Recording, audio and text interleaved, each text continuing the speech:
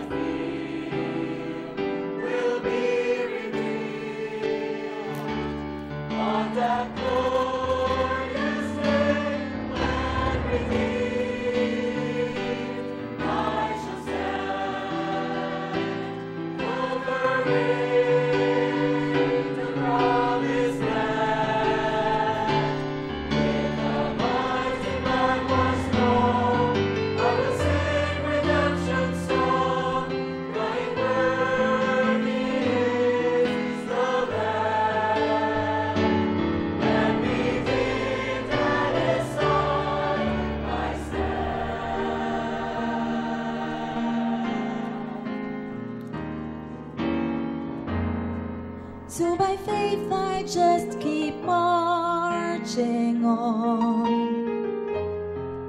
ever pressing towards the prize,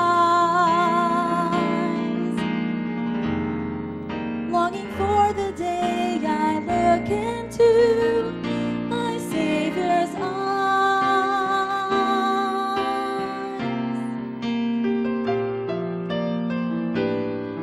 And then you look at me and say, well done, welcome home, my faithful child. And as I stand before the throne, the trials that I've known will all be worthwhile. And with thee I shall stand over the promised land. In the mighty light was strong, I will sing redemption song. Right worthy is the Lamb, and redeemed at His side I stand.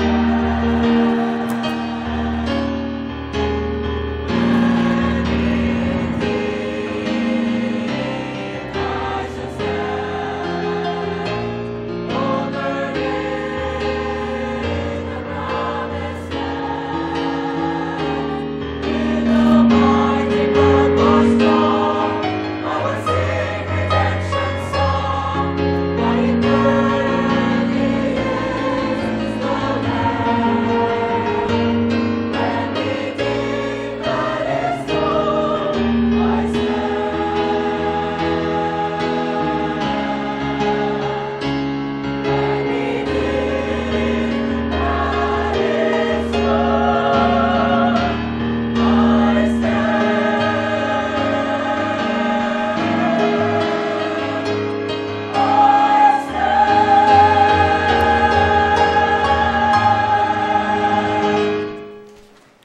We set plans for our lives.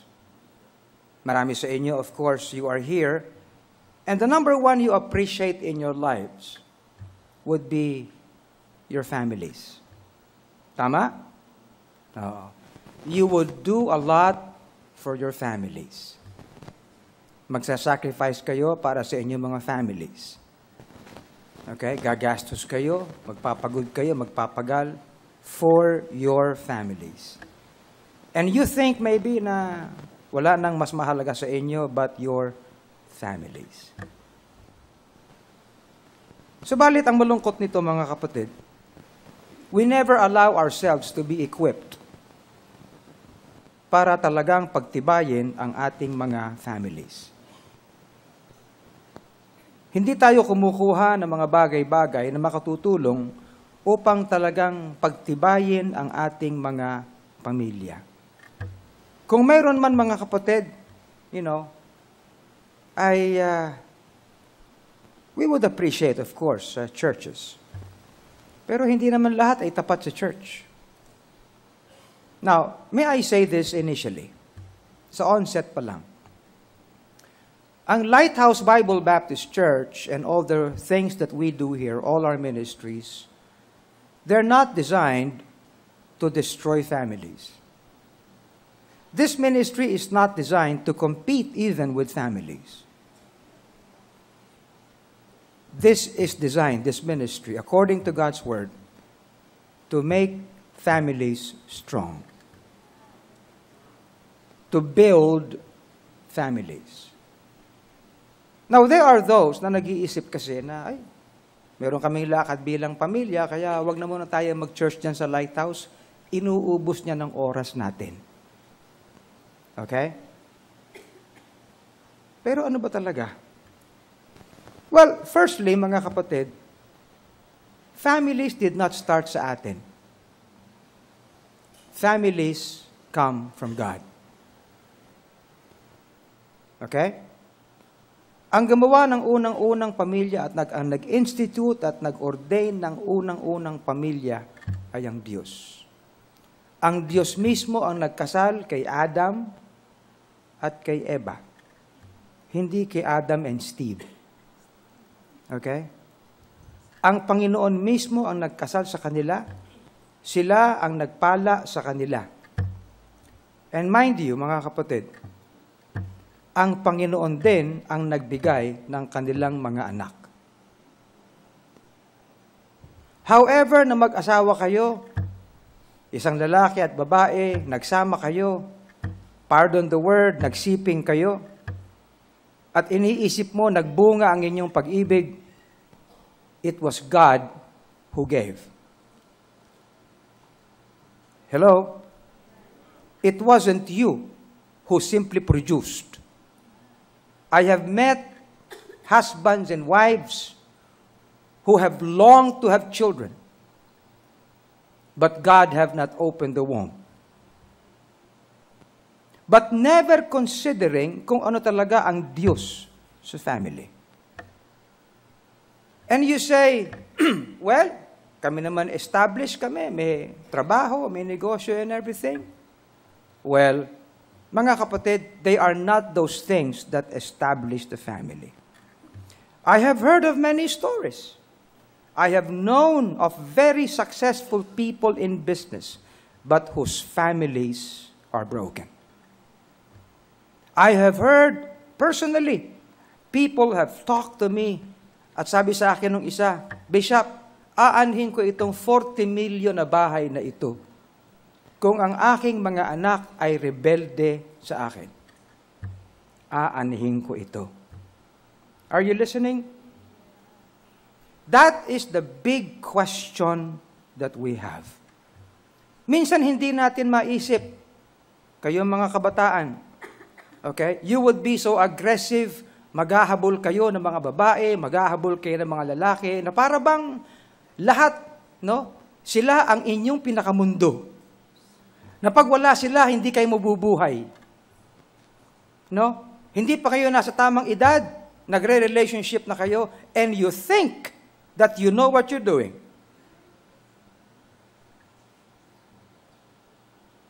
Minsan, ang isip nyo sa akin bilang pastor, pakialamero ako. But know what the Bible says. Except the Lord build the house, they labor in vain that build it. Tagalogin natin. Maliban na ang Diyos ang magtayo ng ating mga pamilya, anuman ang pilit nating gawin, Hindi natin kaya. Alam niyo ba itong problema ng ating bansa sa drugs? I was talking with the head of the DOH rehab center sa Tagaytay, which is actually the biggest rehab center sa buong Pilipinas. And I told her, totoo ba na ito ang talagang figure ng mga drug users sa Philippines? Na ang sabi ng ating government is at 3.7 million? Ngayon na lang natin nalalaman yan because the past administration never indicated to us such reality. Ngayon, nagugulat na lang tayo na ganun pala kaseryoso ang drugs. This was how she mentioned it to me. Bishop, that's a small figure. That is a small figure. What do you mean? Sabihin na natin na ang bawat drug user na yan, 3.7 million ay miyembro ng pamilya. Kung merong isang drug user sa isang pamilya at sabihin mo nang meron 3 magkakapatid dyan, hindi lang yan. The bottom line is this, Bishop. The reality is this. Alam yan ng UN. Okay? We are now 100 million Filipinos. The actual figure, sabi niya, ng drug users sa Philippines actually goes up to 8 to 10% of our population. I asked her, would the drug rehab centers be able to correct this? Well, I'm sorry to say, I came from the drugs rehab. No? And while we will try and cure them, ang problema dyan, Bishop, ay ito. Paglabas nila, hindi pa rin equip ang kanilang pamilya, hindi pa rin equip ang kanilang komunidad, lalo na hindi pa din equip ang ating mga churches to take them in. Babalik at babalik sila sa drugs. Maliban na lang they have Christ. Maliban na lang ay magkaroon sila ng tunay na pagbabago dahil kay Kristo sa kanilang puso. Alam nyo, matapos yung interview niya, parang nalupay-pay ako eh. So what's the good prospect here? And you think you know what to do to build families. Minsan, alam nyo mga kapatid, we think like we're okay. No, we're not okay. We think like wala tayong problema. No, we have problems. I have warned many parents. I would tell them, you observe your child. You observe your son. You observe your daughter. She or he will become a big problem. No, Pastor, okay lang yan. And then, boom! Yun na yun. Totoo pala. Are we so equipped? I say this to you today. The only equipping that we have is the Word of God. Amen? The Word of God. They are not traditions. They are not palliate kung anong mga solutions that we have. They are not our minds na sang-ayon sa ating feelings. No. It's the Word of God. Let us then go back to the Word of God. Amen? Consider here na ang sabi ng Panginoon, ang sino mang makikinig at tatalima sa aking sinasabi. Ano yun? E di yung kanyang salita. Tama?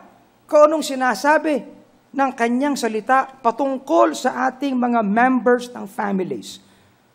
I will liken him into a wise man. Isang marunong na tao na nagtayo ng kanyang tahanan sa ibabaw ng bato.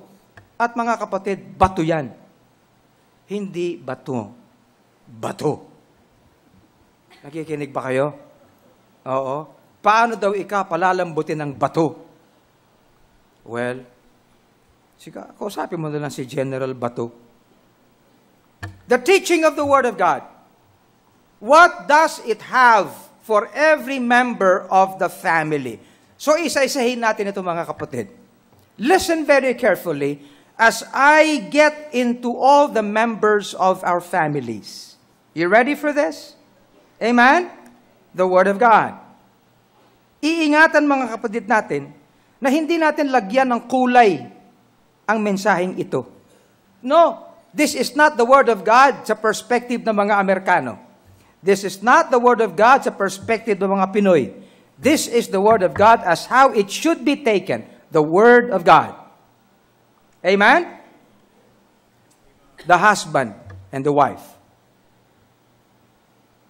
In Colossians 3:18 to 19, this is what the Bible says. Wives. Wives. Can you say amen, wives? Amen. Submit yourselves unto your own husbands as it is fit in the Lord. Is that the Word of God? Come on now. Wives. It is amazing na ito ang unang pinagbibili ni Apostle Paul. Wives. Bakit? Kasi mga kapatid, aminin natin, malaking problema yan ng mga misis. Mas marunong pa ako sa asawa ko eh. Okay. Agreed. Submitted. Pero mababago ba natin ang sabi ng Bible? Ha? Come on. Mababago ba natin? I don't care if you have a doctorate degree. I don't care if you look better than your husband. I don't even care if you're taller than your husband. I do not care if you've studied in this university and that. I don't care if your husband did not finish his education. No. Simply told, if you are in a relationship of husband and wife, wives, submit yourselves to the husband of the next door. No. Come on now, tatawa-tawa kayo ha. Pero totoo yan, di ba?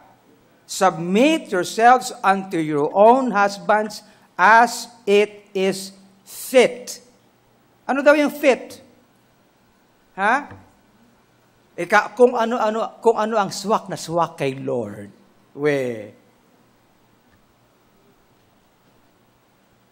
Ang hirap, pastor. Verse 19. Husbands. Husbands? Amen? Husbands. Love your wives and be not bitter against them. Knock, knock. We're reading the Word of God.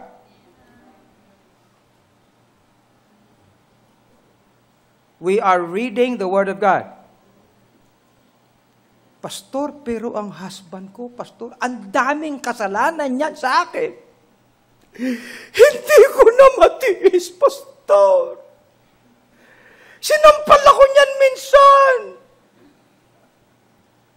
Di ba? O kaya naman pasaway yung misis mo. Pero yun eh. Ang hirap gawin, ano? Tama? But husbands, love your wives.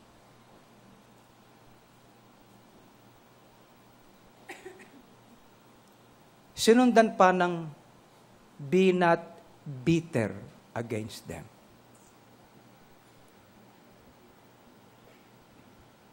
Ibig sabihin, huwag mo silang tingnan na parang ampalaya. Kasi alam niyo ang ampalaya, ewan ko ba, no? Mapait na nga ang ampalaya, crooked pa ang balat. Diba? Baku-baku pa ang balat, diba? Oo. Minsan, ang banal na kasulatan nakakatuwa Pero yun I mean, we need to accept this. If you're Christians, accept this. Amen? If you cannot, then it's time for you to come down to your knees and say, Lord, I need more of your grace. Because unless this is done, you destroy your own selves. Amen. Pastor, ano na lang, magkukonsulta na lang po ako sa isang counselor, psychologist. And you think the psychologist can answer your problem? No. Because the psychologist is not the Word of God. Amen. Ganun sa Amerika konting problema kayo. Let's go to the psychologist. Pati si pastor, yan ang gagawin. Pero sa Lighthouse, we do not need psychologists here. We just simply need the acceptance of the Word of God. 1 Peter chapter 3, verses 1 to 6. Likewise, ye wives, be in subjection to your own husbands, that if any obey not the word, they also may without the word be won by the conversation of the wives. Alam niyo dito sa Lighthouse, hindi naman lahat dito ng mga mister ninyo, ng mga asawa ninyo, ay mananampalataya. Correct? Pero ano sabi rito? However, na hindi mananampalataya at walang sympathy ang inyong mga lalaking asawa sa inyong pananampalataya, ang sabi rito ay be in subjection to your own husbands. If any obey not the word, referring to the husband, they also may without the word be won by what? The subjection, the conversation of the Christian wife. Amen. Di, panalangin na lang natin, pastor. Panalangin ng pinakamalakas, pero walang testimony. Tama. Okay.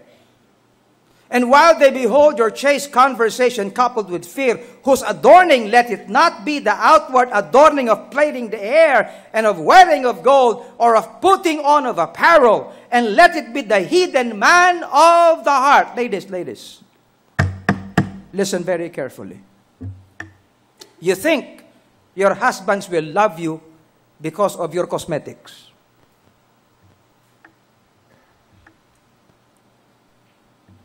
Marami akong nakilalang puro cosmetic. Marami akong kilalang cosmetic engineer.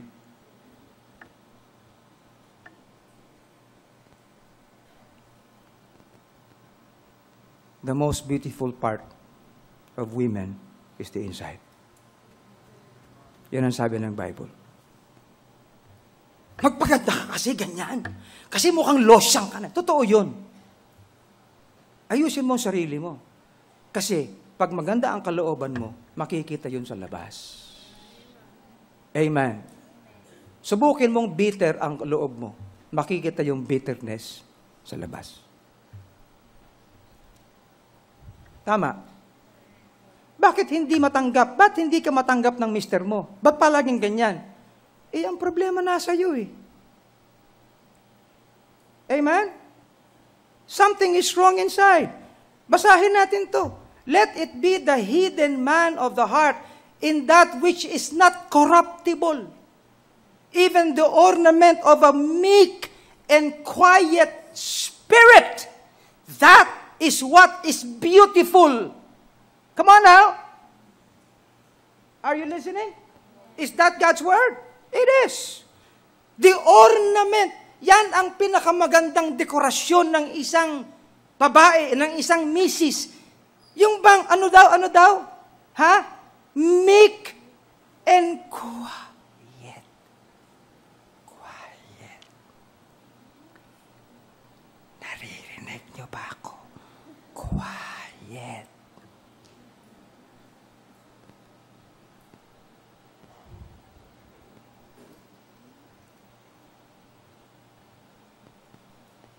Ano, nakaka-relate ba kayo? Mga men, nakaka-relate ba kayo? Mga misis, nakaka-relate ba kayo? Ay, hindi naman ako maingay!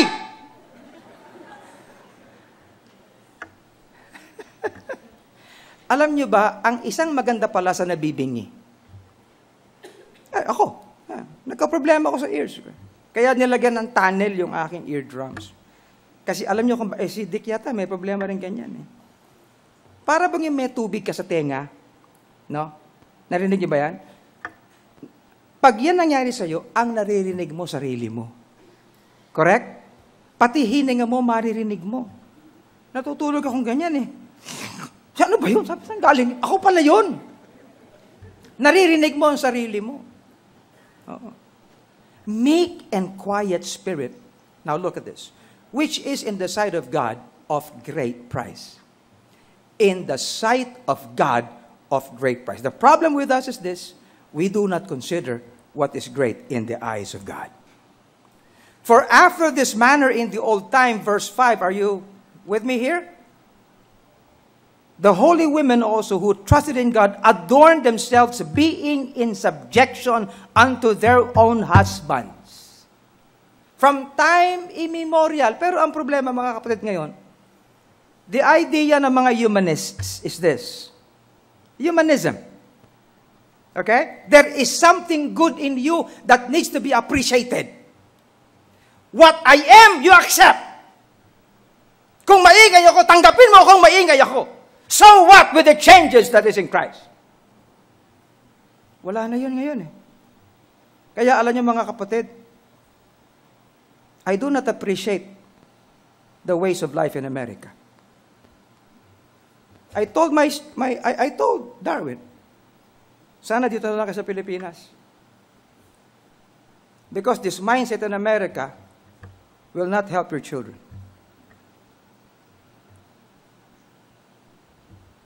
And here in Lighthouse, mali mga kapatid ang isipin, kung ano ka, dapat yun ka. Tanggapin ka kung ano. Mga kapatid, the Lord did not make us, did not accept us for what we are.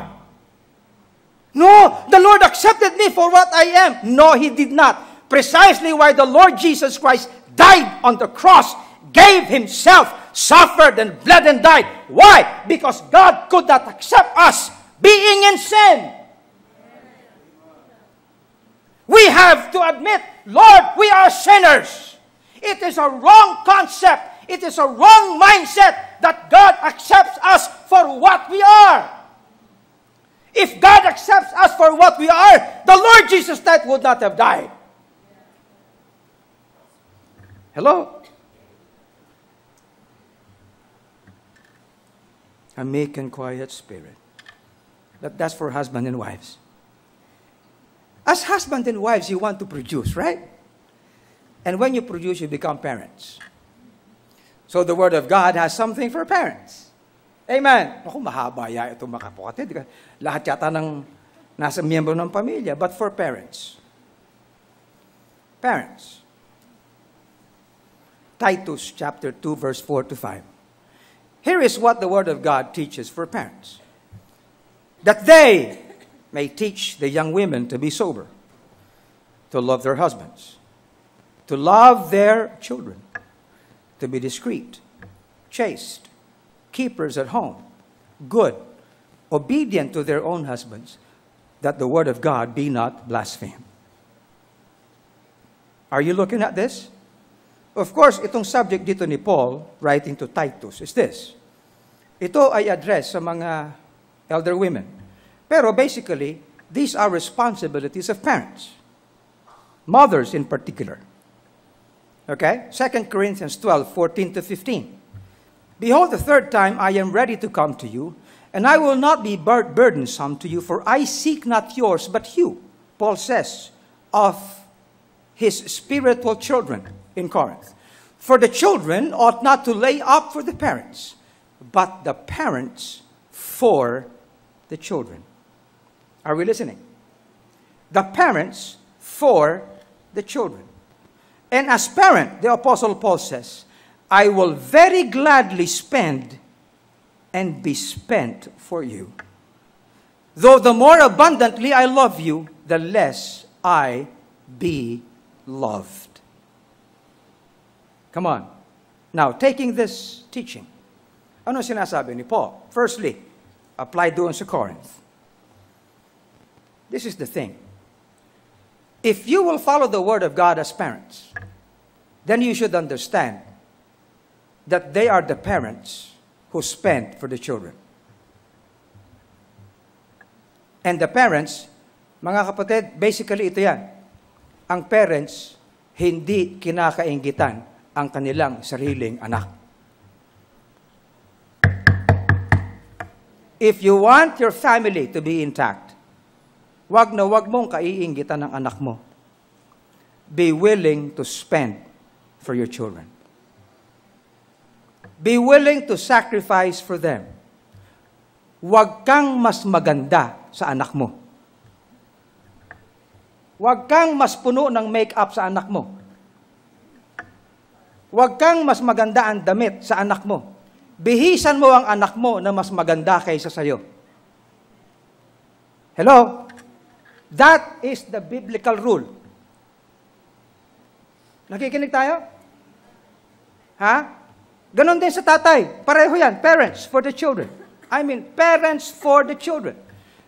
Sa ngayon, sa uri ng kaisipan ngayon, mga kapatid, ay hindi.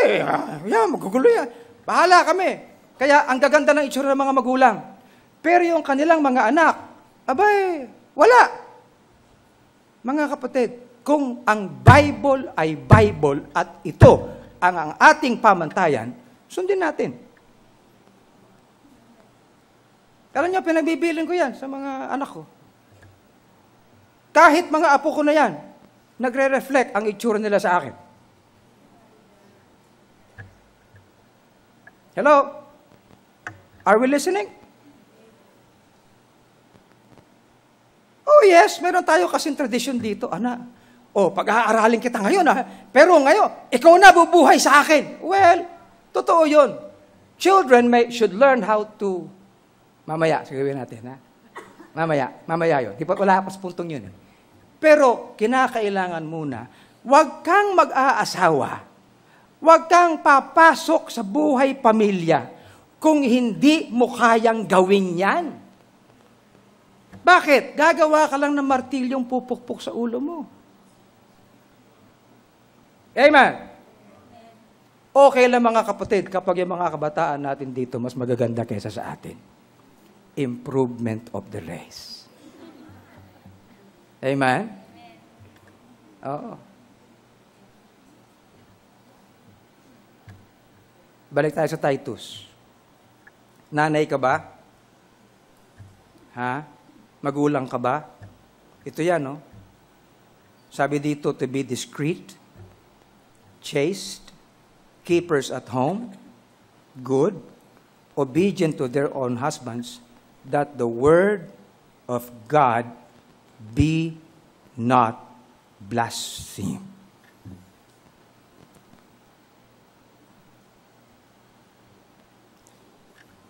How should the homes of Christians appear?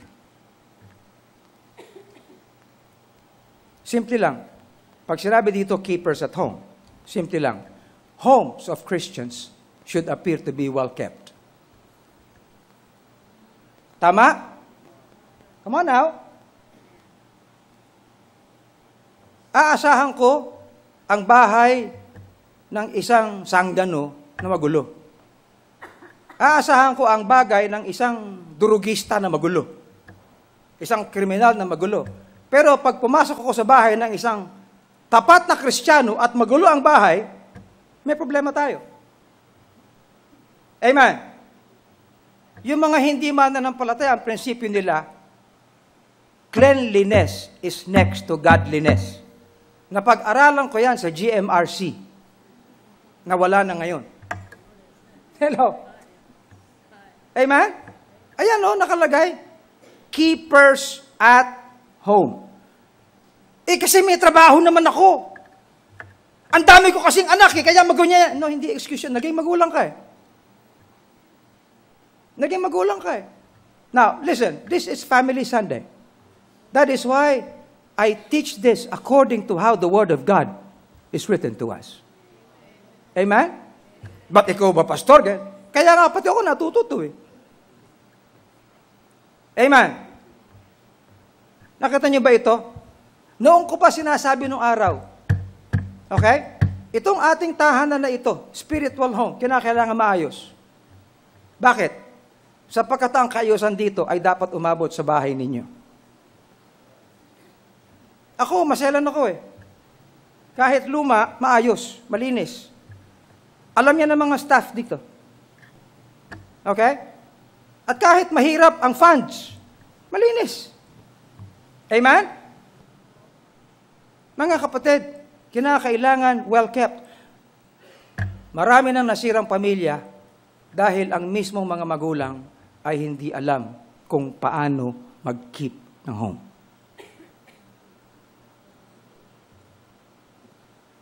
Let's go to fathers. Fathers. What do we see that fathers should do? Hebrews chapter 12, verse 9. Hebrews chapter 12, verse 9.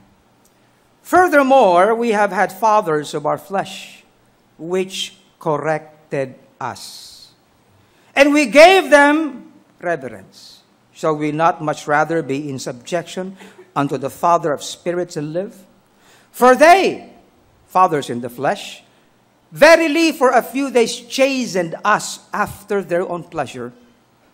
But he, God, for our profit, that we might be partakers of his holiness. Now, no chastening for the present seemeth to be joyous, but grievous. Nevertheless, afterward, it yieldeth the peaceable fruit of the righteousness unto them which are exercised thereby. Fathers, what does the Word of God say about you?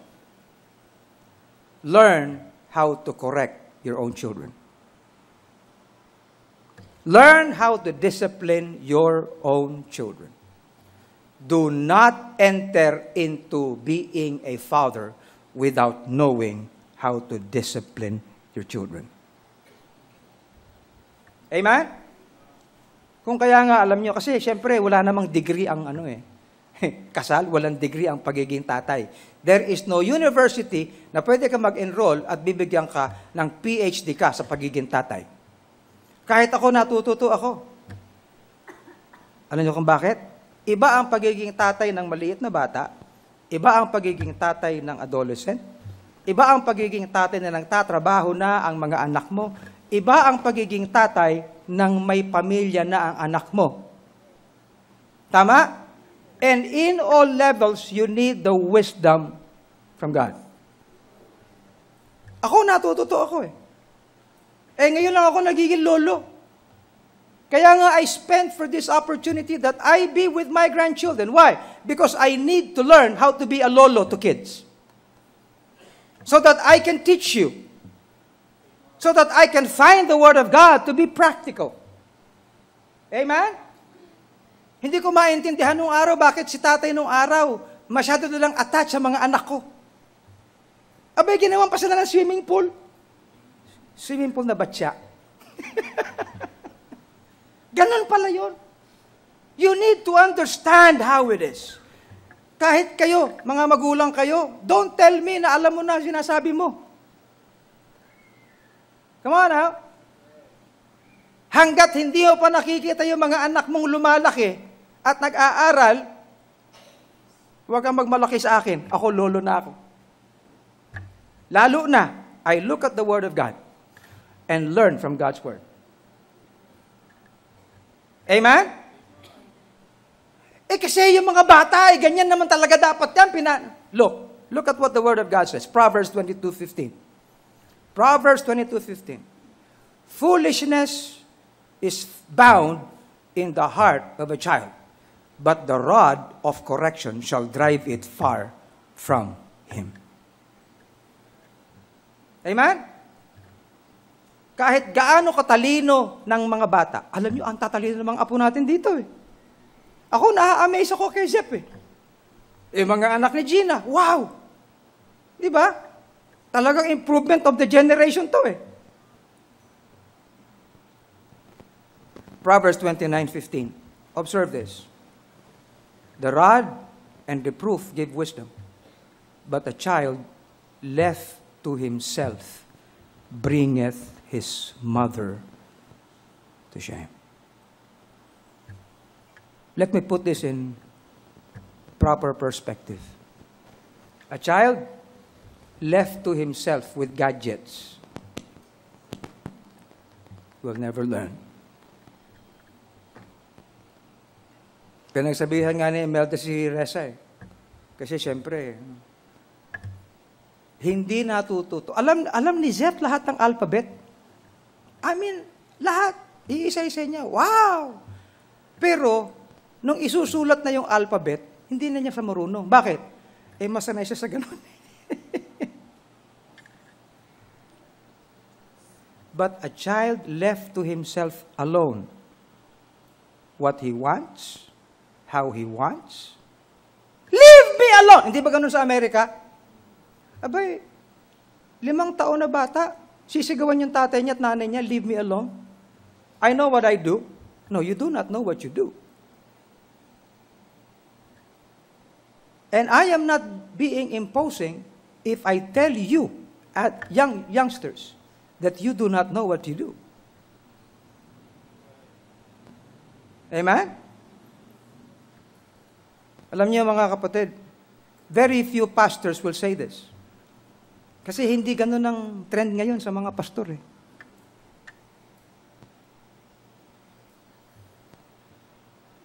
Proverbs 29:17. Correct thy son, and he shall give thee rest. Yea, he shall give delight unto thy soul. Look at this, Proverbs 19:18. Brethren, I am not favoring abuse. No. But this is correction. Amen? Like for example, your children will not be disciplined to sit down in services. But you need to tell them. Look at this. Chasten thy son while there is hope, and let not thy soul spare for his crying. Look at Proverbs 103, verse 13. Like as a father pitieth his children, so the Lord pitieth them that fear him. Listen, the first line of pity that parents should have, especially fathers, should be towards his children. Nakikinig ba kayo? The first line, ang unang-unang bahagi ng pagpapakita ng awa ay hindi sa kapitbahay, kundi sa anak mo. Hello? Yun eh. Ang unang-unang pangangailangan na dapat nating makita, hindi yung kailangan ng kung sino sa bundok, kundi yung kailangan ng anak mo. Parents, fathers. Amen? And that is supported by 1 Timothy chapter 5 verse 8. Anong sabi dito? But if any provide not for his own, kung sino man ang hindi marunong mag-provide for his own, sa kanyang sariling pamilya, sa kanyang sariling household, no? Especially for those of his own house, he hath denied the faith and is worse than an unbeliever, an infidel. Tunay ka bang Kristiyano? Ba't hindi mo masustain na pamilya mo? Amen? Yun eh. Ibig sabihin, naroroon ang ating pagpapakita ng pagiging responsable. Luke chapter 11, verse 11. If a son shall ask bread of any of you as a father, will he give him a stone? Or if he asks a fish, will he for a fish give him a serpent? Or if he shall ask an egg, will he offer him a scorpion? Simple lang na analogy ito ng Panginoon eh.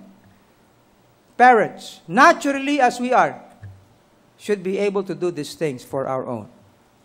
Amen. Mothers. Are you listening, mothers? 1 Timothy 5:14 to 15. I will therefore that the younger women marry, bear children, guide the house. And I mean, ang sabi dito, guide the house, and give none occasion to the adversary to speak reproachfully. For some are already turned aside after Satan. Mothers, are you listening? I've said yung mga ilan sa mga nanay kanina regarding the house. Let's go to children. Children. How many lahat tayo children. Hindi ba? Pero lalo na yung mga bata, maliliit. Pero kahit na malalaki na tayo. Si tatay nung araw, pag pumapasyal kami sa bahay, siyempre marami kaming kinikwentong success. You know? Alam nyo, magmamalaki rin naman kami nung araw. Pag nung una akong nag-training sa Japan, for example, para bang, ang feeling ko pagbalik ko, successful ako. Pagbalik ko, di punta ako kay tatay, sabi sa akin, Ruben, baka akala mo, porke successful ka, lagpas ka na sa akin. Pag pumasok ka sa bubong ng bahay ko, anak kita. Oo nga, no? Di ba? And sometimes we need to be reminded of such. Okay? Colossians 3:20. Children, obey your parents in all things, for this is well-pleasing unto the Lord. Ephesians 6:1. Children, obey your parents in the Lord, for this is right. Honor thy father and mother, which is the first commandment with promise. Exodus 20:12. Honor thy father and thy mother. Well, honor, respect, obey. Isang buo yun. Tama? Children, honor, respect, give respect, obey your parents. Pero alam niyo minsan kasi, kung kaya hindi natututo ang mga bata to honor, to respect, and to obey because they were not taught the virtue. Kaya ako, gustong-gusto ko yung ako na ng Pilipino na nagmamano eh. Pero yung feeling ba nagmamano siya parang nakaka-guilty na, tanda mo na. Pero maganda yon. Po at opo, di ba? Children, honor, respect, and obey. But how does the child learn to respect, honor, and obey? For one, when we were born, we did not know these things. To honor, to respect, and to obey is not at all a natural trait ng isang tao. Nakikinig ba kayo? No, it's not. It is taught. It is taught. Kung kaya ang salita ng Diyos ay nagtuturo sa atin. The Word of God teaches us to honor God. Correct? Look at 1 Samuel chapter 2 verse 30. 1 Samuel chapter 2 verse 30, yung latter part ng verse. Be it far from me, the Lord says, for them that honor me, I will honor, and they that despise me shall be lightly esteemed. These are practical things on how really to establish our families. Leviticus chapter 19 and verse 32. Thou shalt rise up before the hoary head. Ano yung hoary head? Puting buhok. Paano, pastor, kung kalbo? Well, and honor the face of an old man, and fear thy God, I am the Lord. So what's the responsibility of children? Learn how to give respect. Learn to honor. Learn to obey. Is that Bible? Yes, it is Bible.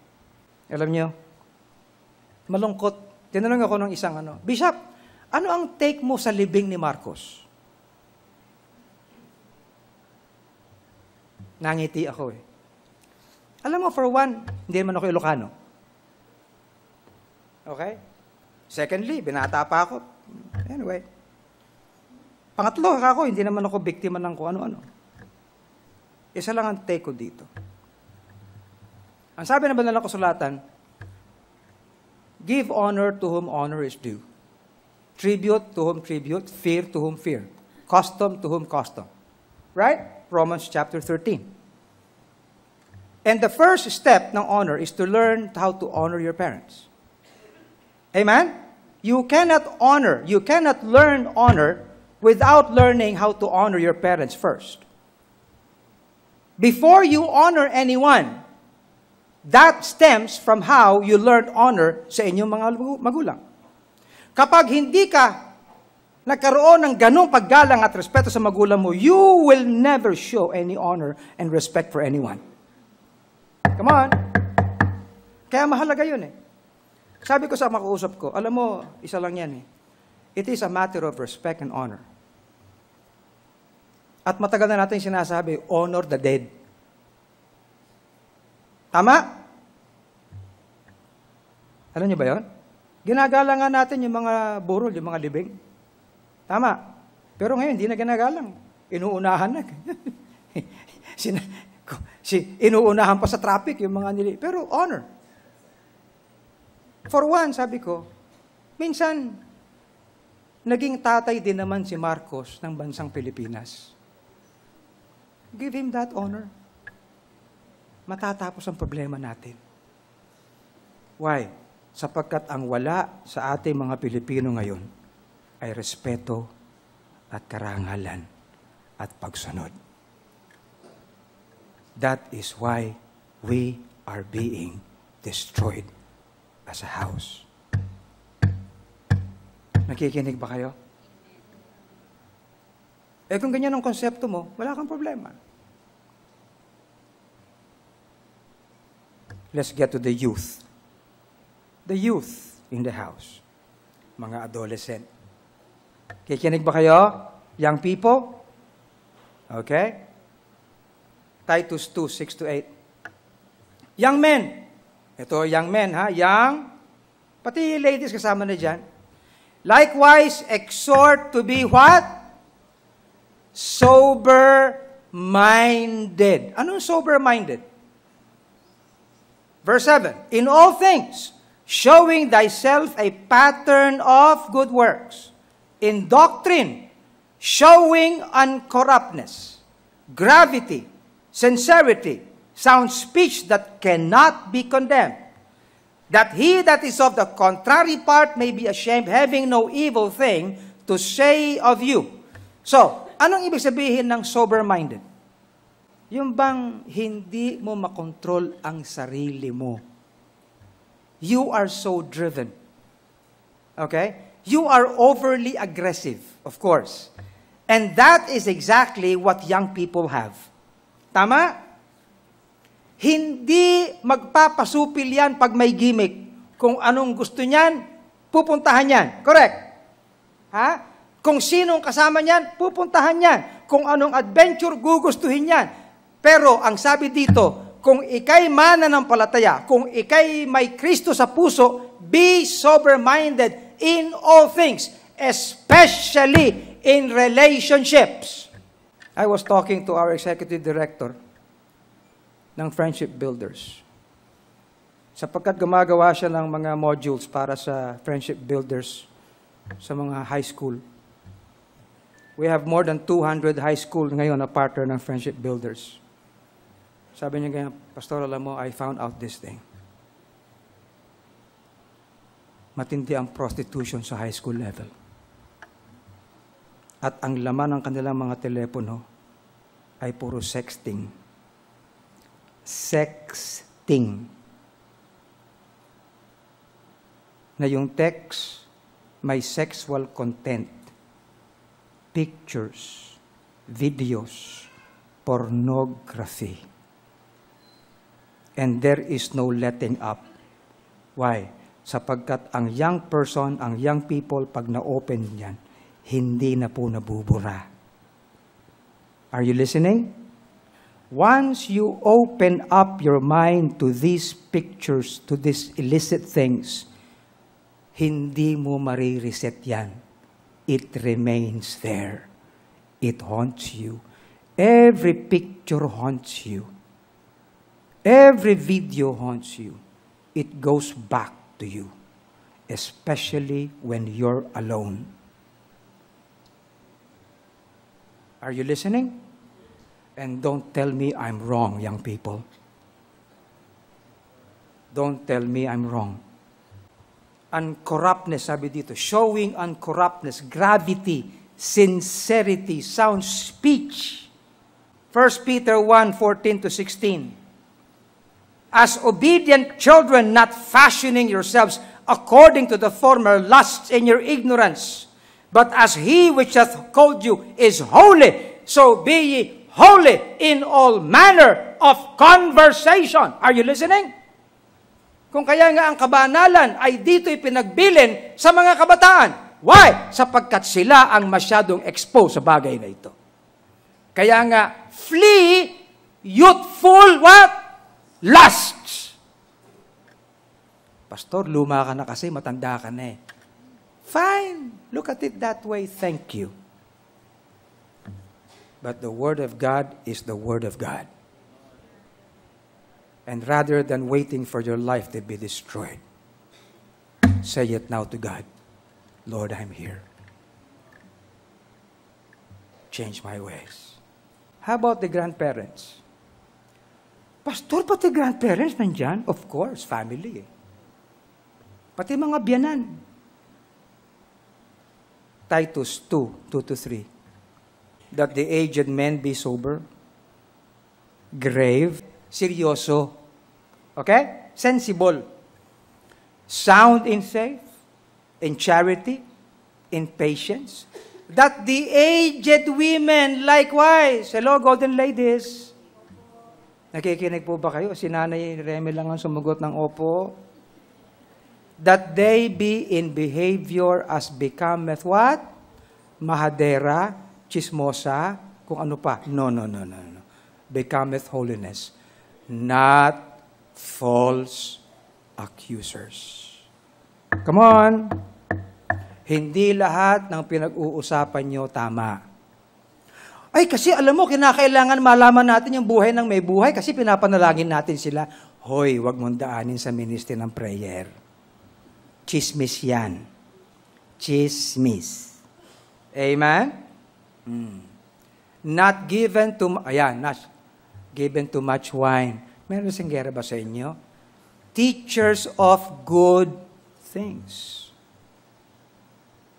Siyempre, yung mga lalaki naman. Aged men, hello? Yung mga may data sa burden bearers, hello? Are you here? Sober, ayan.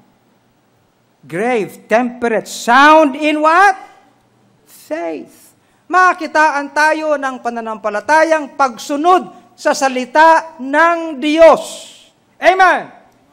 Alam nyo kasi, mga kapatid, ang pinanggagalingan ng mga tradisyon off from the Word of God, mga matatanda.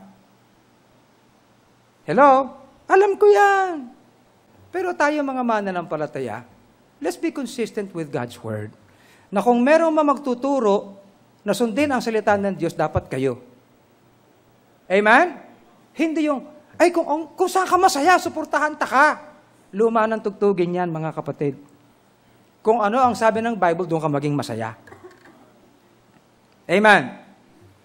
Sabi ng Philippians 4:8, finally, brethren, whatsoever things are true, honest, just, pure, lovely, good report, think on these things.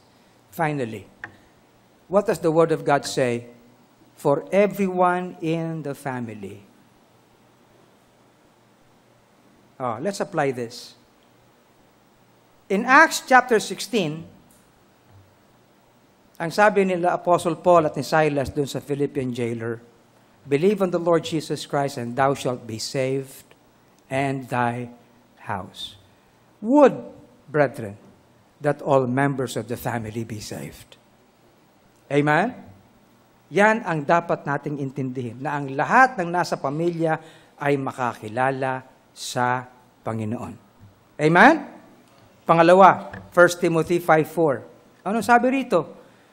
If any widow have children or nephews, let them learn first to show piety at home. What's piety? Godliness. That there should be godliness in our homes. Hello?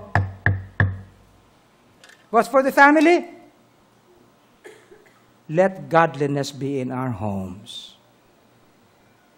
Mga kapatid, meron pa kayang elemento ng pagiging buhay Kristiyano sa tahanan natin? Baka nawala na. Ano na lang ang pinag-uusapan natin sa loob? Okay? Then, in 1 John chapter 2, verse 12 to 17, ang sabi dito ni John sa verse 12, I write unto you little children. Verse 13, I write unto you fathers. Verse 14, I write unto you young men. Okay, so this now applies to all members of the family. Amen? Look at verse 15. Ang pinakamensahe dito is verse 15. What should be in the home? In the family? Love not the world, neither the things that are in the world. If any man love the world, the love of the Father is not in him. For all that is in the world, the lust of the flesh, the lust of the eyes, the pride of life, is not of the Father, but is of the world. And the world passeth away, and the lust thereof. But he that doeth the will of God abideth forever. Last verse. Psalm 101, verse 2. And the psalmist says, I will behave myself wisely in a perfect way. Oh, when wilt thou come unto me? I will walk within my house with a perfect heart. Let's stand and pray.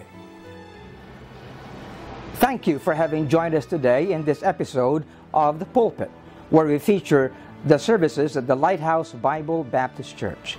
If you have not received the Lord Jesus Christ into your heart, and you have not had the experience of God's saving grace, I invite you, let Jesus Christ come into your heart. The Bible says, if thou shalt confess with thy mouth the Lord Jesus, and shalt believe in thy heart that God hath raised him from the dead, thou shalt be saved. Pray this prayer.